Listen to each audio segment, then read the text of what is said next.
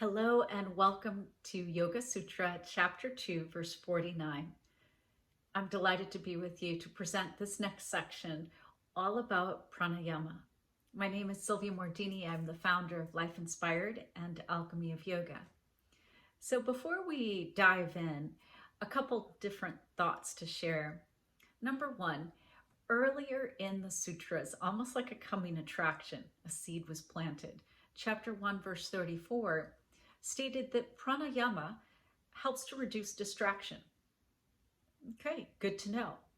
Now fast forward to 2.49, and not just this sutra, but whereas there were 3 sutras about asana poses, there are 5 sutras all together in this section about pranayama. So we'll look at 2.49, 2.50, 2.51, 2.52, and 2.53. So you can think of these as a little package, all complete as a whole. But we'll take a look at one at a time as well. So also, just want you to consider, when's the last time you paid attention to your breath? And how often do you think the average person notices that they're breathing? Because breathing is one of the only things we do that's both voluntary and involuntary. And thank goodness it wasn't up to us to keep ourselves alive. For if it was only voluntary, I don't know that we'd make it this far as human creatures. We'd get distracted. So thank goodness it's both involuntary and voluntary. And this particular sutra, chapter 2, verse 49, is telling us that the breath can be deliberate. We can breathe on purpose. But I want you to consider that one person breathes about 15 times per minute, or 21,600 times every day. Just hold that in your thoughts. 21,600 times per day you're breathing. You're taking this fundamental action that sustains your life. It's really powerful. The next point I'd like to share is this. Your breath has personality. So these 21,600 breaths impact your personality, your mood, your emotions. And on the other hand, if you change your breath, it will change your emotions. It'll change your mood.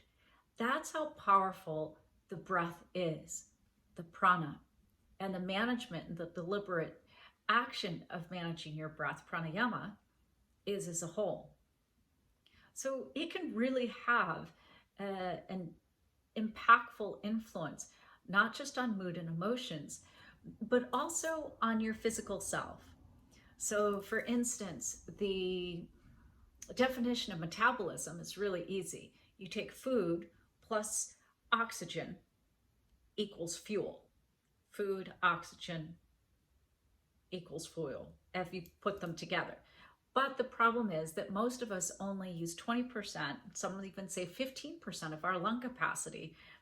That's why when we practice yoga, we normalize our weight. We're not even trying, or we don't even have to try to lose weight. But one of the beneficial outcomes is the weight normalizes because our metabolism is more optimal, because we're breathing better. Yoga asana is a breathing exercise. So this particular sutra has a little bit of controversy in it, in this one part, in that the regulation of breath is an important part of asana practice and should be utilized. When you're on the mat doing asana, you should be breathing on purpose. Otherwise, the physical practice is incomplete. So in other words, this is all a breath practice. If you're doing yoga poses, asana, without the breath, you're not doing yoga. You can call it aerobics, you can call it stretching, fitness, but it's not yoga without the breath. That is most fundamental in this very first sutra about pranayama. So the other part of this is that some classical translations of chapter 2, verse 49 say that pranayama should only be practiced after we have mastery of the asana. And if you think about what is mastery, some people say 10,000 hours. But either way, that asana must be practiced for a long, sustained time before we learn to practice pranayama. That's one view. That's not all the views. Because the other views are that without the pranayama, it's not yoga. So therefore, they always go together. And that doesn't mean that you can't practice pranayama without asana. And I want to be really clear, because the way that the Western world has culturally appropriated yoga as a whole is that we've seen often that people misunderstood on purpose, for capitalist reasons usually, and colonials' mindset, that asana equals yoga. Yoga equals asana. What is yoga? It's poses. That's what's out there so often, but that's not true. We all know that that's not true, but it makes a lot of money. So staying on that same lane, a lot of times you see that the poses are where people can practice pranayama. But here's the thing, you guys. The majority of humans will never practice a downward facing dog, a warrior pose. They just won't. And if we stay with this very narrow-minded, culturally appropriated definition of yoga as equals poses, and then on top of that, you put this patriarchal view that you have to master the asana before you're deemed worthy and given the breath on purpose and breathing techniques, then you're literally removing the majority of people from the possibility of practicing yoga and making the world a happier, healthier, and more peaceful place. This is just straight up ageism and ableism, because we know not everyone is going to be able to practice the warrior poses, a back bend, a handstand, I mean, ridiculous arm balances. That's not the point of at all. So if you aren't careful and don't explain to students the importance of the breath as part of the yogic practice, then they too may start to believe that yoga equals poses and that the poses are more important than the breath. But the breath work, the pranayama, is life-changing, and anyone can do it. Anyone can practice yoga. Anyone can practice yoga. Yoga is for everybody, because everyone can breathe. Everyone can breathe. And I remember in a car accident, I was in the hospital with a neck brace for like 8 hours, 10 hours, and not able to move, except for my fingers. And I would touch my thumb to one finger, inhale, move it to the next, exhale, inhale, exhale, start again, inhale, exhale, inhale, exhale, inhale, exhale, inhale, exhale. And that's what I did hour after hour after hour to keep my mind calm and to keep my nervous system peaceful, so that I wouldn't make things worse with my stress response getting out of control, because I was waiting to find out if I was paralyzed for life from the neck down. So I know personally that where I couldn't practice any other asana, I could breathe. And when I had a TBI, same thing. Only pose I could do is lying down. Couldn't do child's pose. I mean, down dog took a year, but I could breathe. And I could meditate. Because pranayama is the preparation to help our minds begin to learn how to focus, to prepare us for meditation. So think about this other key point, that Prana flows freely. And when it does, we feel vibrant, alert, alive, energized, enthusiastic. But when prana is blocked, we feel stagnant and confused. There are 72,000 subtle nadis, these energy channels in the body, and they allow the prana to flow through the body. And the asanas help open the nadis, but the pranayama clears them of the debris so that our life force can flow easily.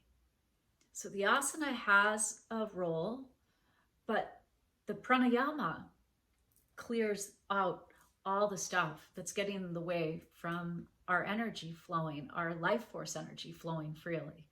So even without the asana, you could still receive the benefit of the practice. So I'll share some traditional translations just so you know. The universal life force prana is enhanced and guided through the harmonious rhythm of the breath, pranayama. And this is from Nashala Joy Devi, A Feminine Perspective. Translation 2.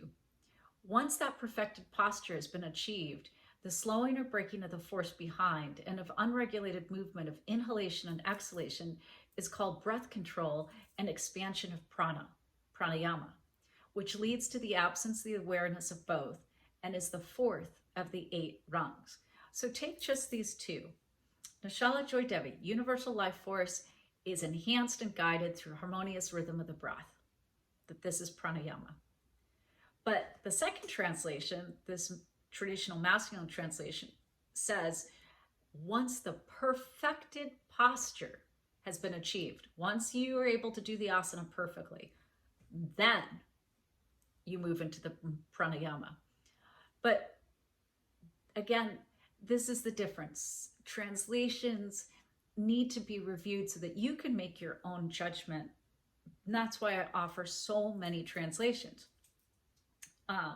Another translation, once this is reached, breath control is the regulation of inhalation and exhalation. Once a posture has been achieved, you will begin to incorporate breath control or pranayama. Breath regulation is the fourth of the 8 rungs. And this one, pranayama is the conscious, deliberate regulation of the incoming and outgoing flow of breath, replacing unconscious patterns of breathing. It is possible only after a reasonable mastery of asana practice.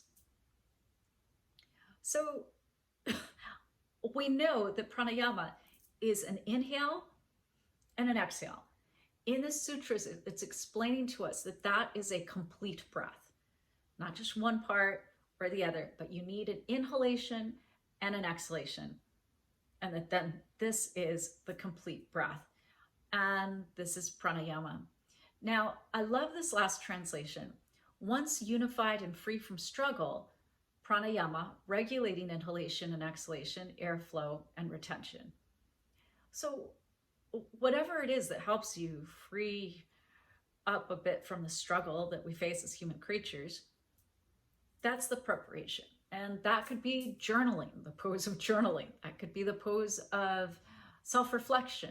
Could be the pose of walking. Could be the pose of surfing. It doesn't have to be perfect yoga poses. And the last part of what's in common is this deliberate regulation, that there's breath control is a very old school way of saying it, but there's regulating, there's breathing consciously on purpose. That is in common. And then I leave it to you to decide if you have to do the asana, knowing that that's going to leave out a lot of people in order to be able to work on the pranayama.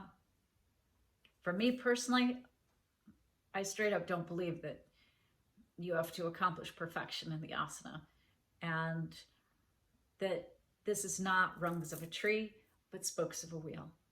So there you have it. An introduction to chapter 2, verse 49, and an overview that this is where we're going for this section. Now, there are also some amazing journaling questions that I really encourage you to do. For instance, are the sensations arising towards the end of inhalations different from the sensations towards the end of your exhalations? These are poses of self-inquiry. Is the flow of air more noticeable in some areas more than others? If you think of something uncomfortable or embarrassing, does your respiration change? Can you find and observe some patterns in your breath?